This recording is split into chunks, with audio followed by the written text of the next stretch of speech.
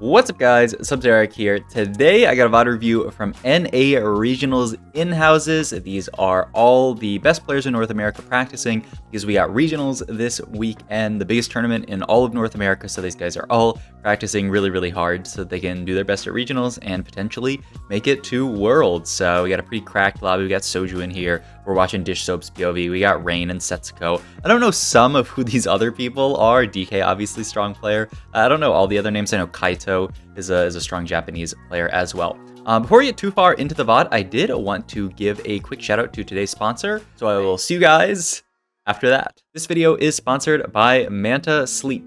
If you guys are anything like me, you probably have trouble getting to bed at night. We play video games all day, which makes our bodies all out of whack with blue light and stuff. And so anything that helps me get to sleep faster and easier is definitely a plus for me. So these are very high quality sleep masks. One of the first things that I noticed when I put these on is it is completely black. It's no different when I put it on than when I have my eyes completely closed in like completely pitch black room. So it's a really nice way to just get your body into sleep mode, especially if you want to take like a nap in the middle of the day. I'm someone who it is very hard for me to take naps.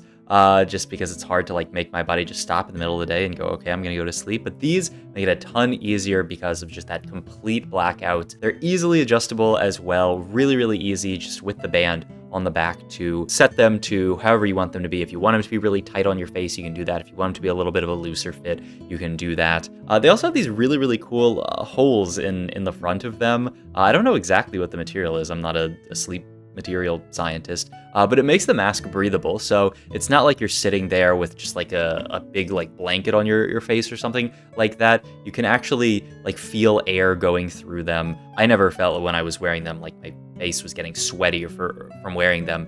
All of the materials they're using are super breathable. They also sent me the sound mask, which is something that I was really interested in because I'm someone who likes to listen to like a podcast or an audiobook or a video while I'm going to sleep. And these have headphones built in and they're adjustable through these little tabs, which is really nice, depending on, you know, once again, how big your head is, however you want the fit to be. The name of the game is adjustability with these. I feel like you can customize them however you want. So if you guys are interested, please give the link in the description a click. You can use code Sub-Zeric for a discount on your mask. Thanks again to Manta Sleep for sponsoring this video. All right, let's get into the VOD itself.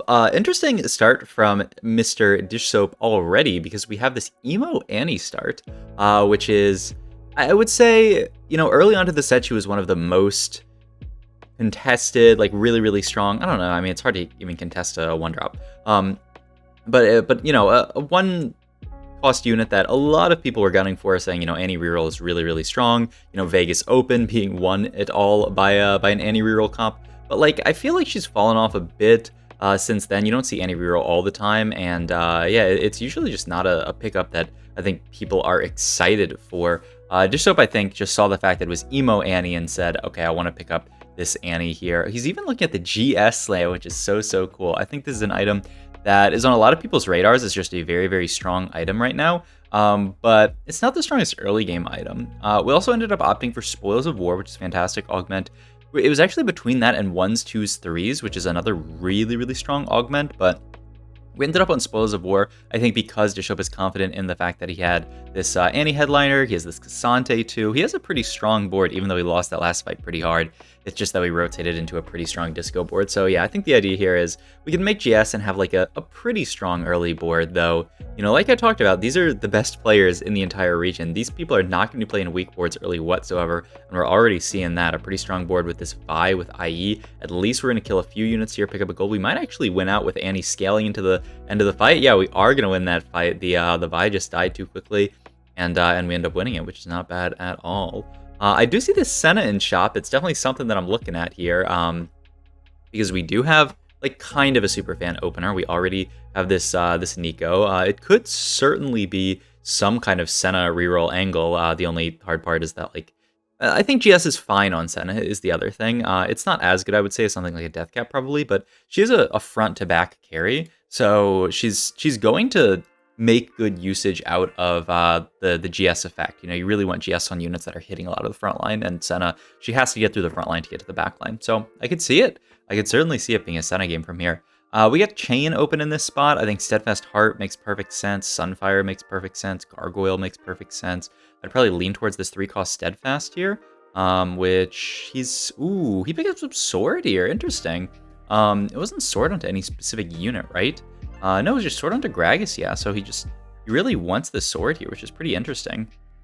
Ends up getting Heartsteel in here, which, I mean, you know, solid. I mean, I guess it could just be an 80 flex angle. I think perhaps Deshope thinks that GS Slam means that we're angling 80 flex. It's a fantastic item onto someone like Zed for the same reason that I was talking about earlier. You know, you want someone who's really front to back. We also have this Econ augment that's going to allow us to push forward our Econ really, really hard. So yeah, maybe in Deshope's mind, this is already just angling 80 flex because we've made GS. Theoretically, you can put GS on anyone, right? The stats are fine on anyone, but maybe Deshope thinks that like 80 flex is one of the comps that can use it the most well. I could certainly see it. And I mean, yeah, he's holding on to this Aphelios pair. He's got 3 Heartsteel in early, which it's kind of interesting. 3 Heartsteel plus Spoils of War. It kind of means you're getting paid regardless. I guess the ideal world is that you would kill every unit but one and then take a good loss. But yeah, it's kind of awkward because it makes our board slightly weaker in a situation where we'd want our board to be really strong. Like, you know, if we were playing a real synergy here, surely we would have killed that Garen. But the question is that loss, those Heartsteel stacks, is that worth the foregone value of Spoils of War? Which, you know, I mean, Deshope certainly thinks it is, and he's usually right about these kind of things. We're going to sell to Annie here, which I like a lot. She's fine early game, but she's not even the best holder of GS in this position. You know, we kind of want someone like Annie really relies on casting a lot, and GS doesn't really help that very much. It's also like we would just prefer an AD item holder ideally. Interesting here, Deshope opts to not make gold here. He holds on to the Riven. He could have sold the Riven and the Kale there and just made gold, but he actually decided not to for whatever reason. I guess to keep the idea open, like maybe we could play Riven or something. And he's just going to slam all his items here. I think Evan Shroud's a fantastic slam. He actually goes for the Edge of Night slam here over something like an IE. I think IE is definitely like more flexible as far as like what you can play with the IE, but I think Edge of Night is the much better slam in this position just because, I mean, we're item holding a Gnar, right? We're item holding a melee 80 carry. So the Edge of Night is going to do a ton of work here. A really close loss there, but I mean, still not too bad. I think something like Unified, yeah, is very, very straightforward here. And ooh, look at that. He's going to sell the Gnar here and then roll to try to pick something else up. Wow, finds an Ezreal, is going to get 5 Heartsteel, and wow, this is a crazy play to me to roll here.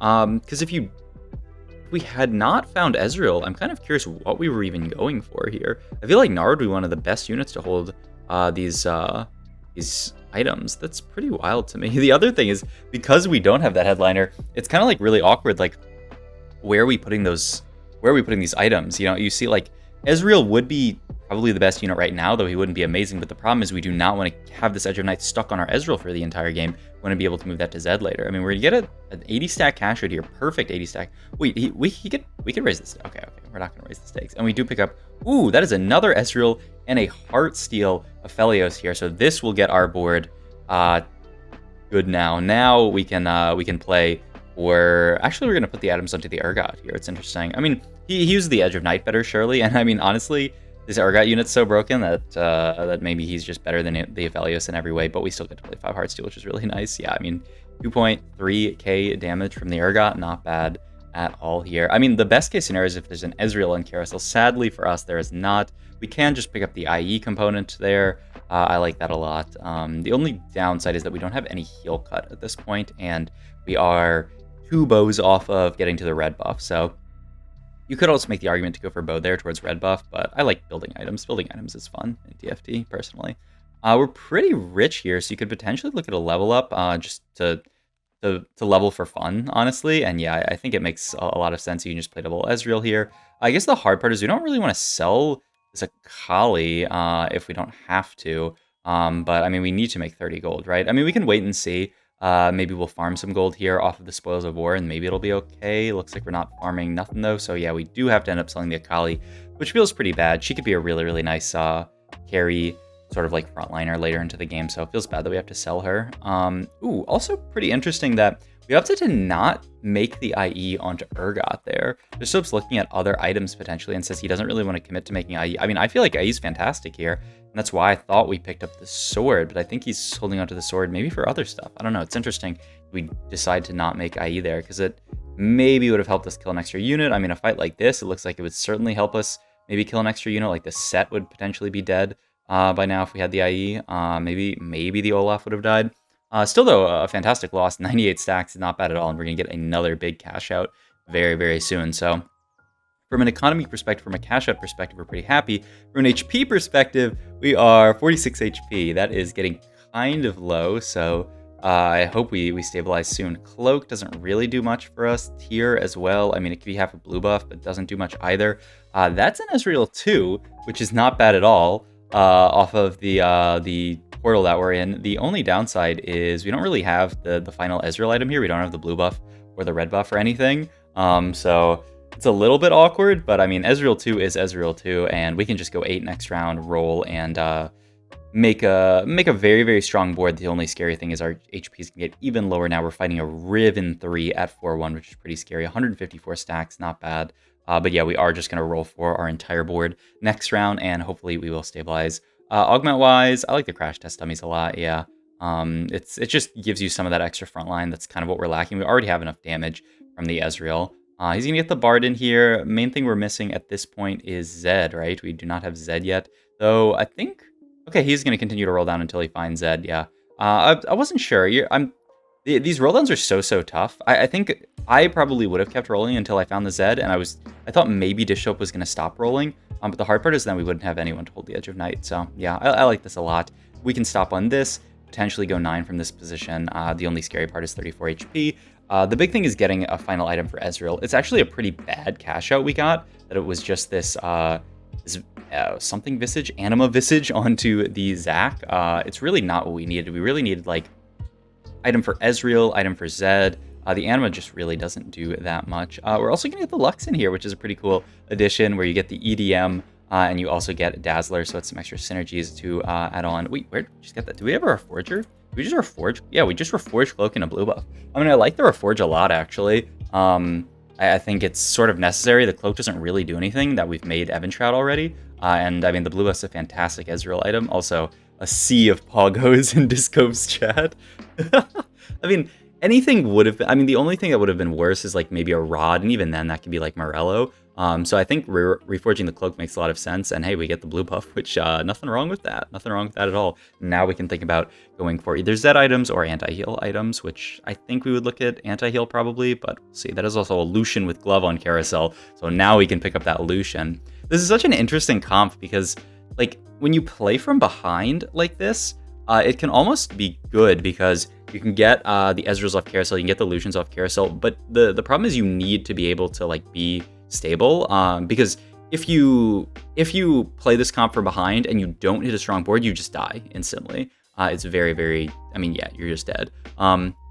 When you play from behind, you can pick up the Lucians off Carousel, the Ezreals off Carousel, then it can feel kind of good. It's just, you gotta walk a tightrope, because you ideally want that HP so that you can sack with Heartsteel and get the big cash outs, but, you know, it's a tightrope that you have to walk for sure. Also, we're really just not getting much. I know it's Silver Spoils of War, but I feel like we have not gotten anything good out of Silver Spoils yet, which is kind of sad, but I mean, I don't think you can complain too much about this position. We got very, very low, built a strong board, slammed what I would say are very, very appropriate items, and now we're in what I would say is a pretty good spot. He just has to make sure he positions versus these boards. I really, really like spreading out your front line a little bit here versus that Vex player to make sure, like, look how spread out our front line is. If we fight that Vex player, it's going to take her years to get through all these different frontliners that are in all these different spots for the Vex stall. You really don't want to clump versus that Vex, so great position there from Dishsoap.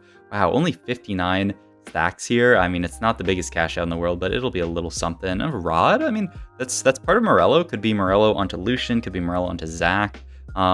I'd be curious actually if he gets Morello here, who he puts it on, because I think the stats say it's Zac, but the stats also say that it's quite a solid item onto Lucian here.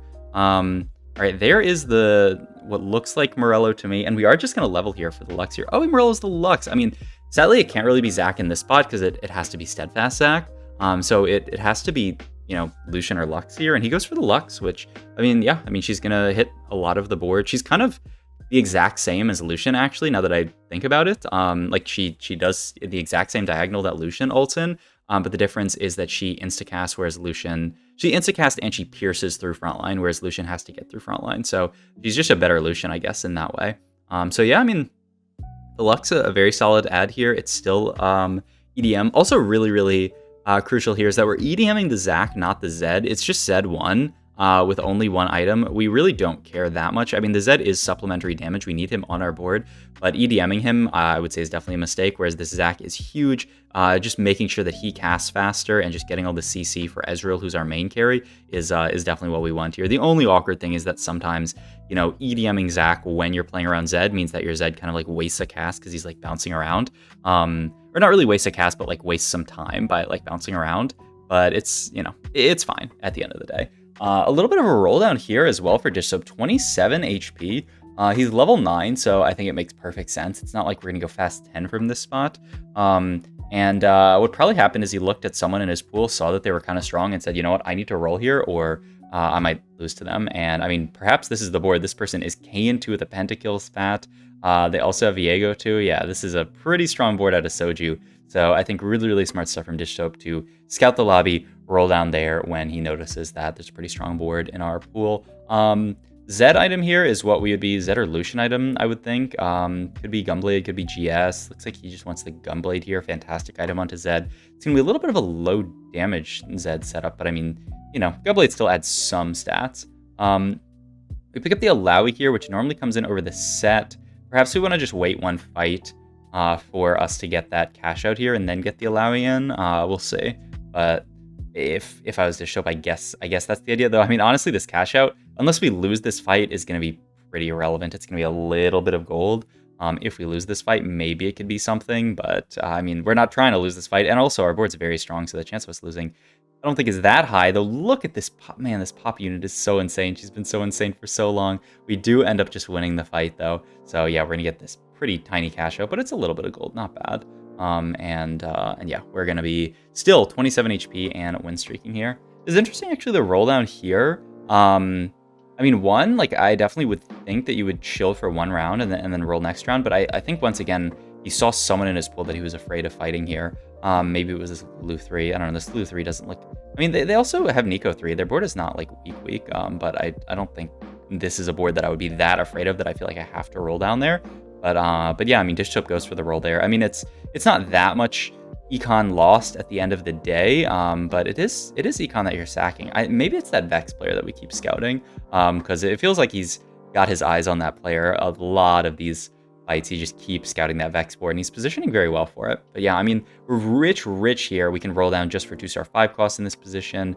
Masher Yorick. Yeah, I think I would skip that as well, though it's actually kind of tough. I feel like I am inclined to stick to the units that I have on my board a lot in these type of positions, and to not, like, you know, want to full pivot it, but, you know, maybe there's like, I think that's a slight bias I have, so I try to counteract that bias a little bit by considering it more, but still, it feels so hard to cut this Zac here. I think that is our chest that Soju is standing on, and we just stomp him here. Another item for Zed is really, really nice. We didn't actually get to finish our roll down there. There is the Alawi too. That's got to come in there, and I mean, yeah, at this point, once we find, yeah, we can just put the Kiana in. Already, Kiana 1's honestly better. Kiana 2 would make it way, way better, but honestly, Kiana 1's already better.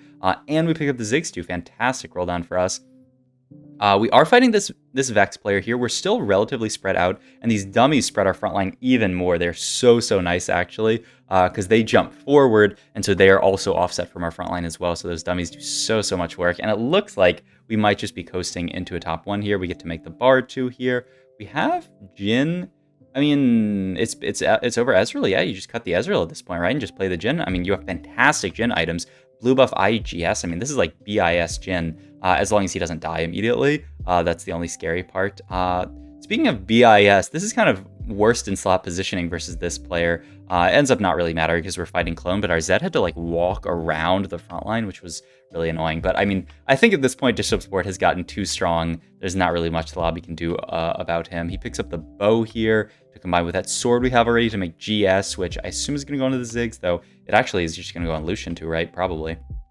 And we've hit basically everything. We just have Kiana 2 left over. And that's going to be it. I'm curious actually who he puts it on. I'd probably put it on Lucian here. He's going to put it on the Ziggs. I feel like Lucian does a good bit more damage than Ziggs, but I guess we have we have Dazzler in for Ziggs and we don't have Rapid Fire in for Lucian, so he's not that much of a carry. He's almost more of a synergy bot. Oh my god, what a close fight. That Riven actually almost just got to our backline and killed our Jhin, but was just barely not enough. And the Jhin just pops the Riven, and we do win the fight. Last but not least, we got North KR Soju, who is playing the Executioner's board, but this is a board that I feel like just can't cap out high enough to beat these type of comps, even though they have, 3 stars of Vex and Samira and the Amumu. I mean, this is as capped out as they're going to get, but still, I mean, it feels so hard for them to win this matchup, and yeah, they just don't have the damage to get through this insane front line that Dish Soap has. They have a decent amount of damage, but it's just not enough. Alawi 2 with the tentacles, with the dummies, it's just so hard to kill every single little thing. It's just impossible. So looking like it's going to be a win for Dish Soap. We got one more fight, surely, maybe 2 more if Dish Soap manages to lose this. Also, we're so rich, we can go level 10, get the Senna in, who is the perfect inclusion on this board because it's rapid fire and true damage, make the final item for Ziggs, put the true damage item onto Kiana. It's just everything, man. It is actually just everything that you could ever want onto this board.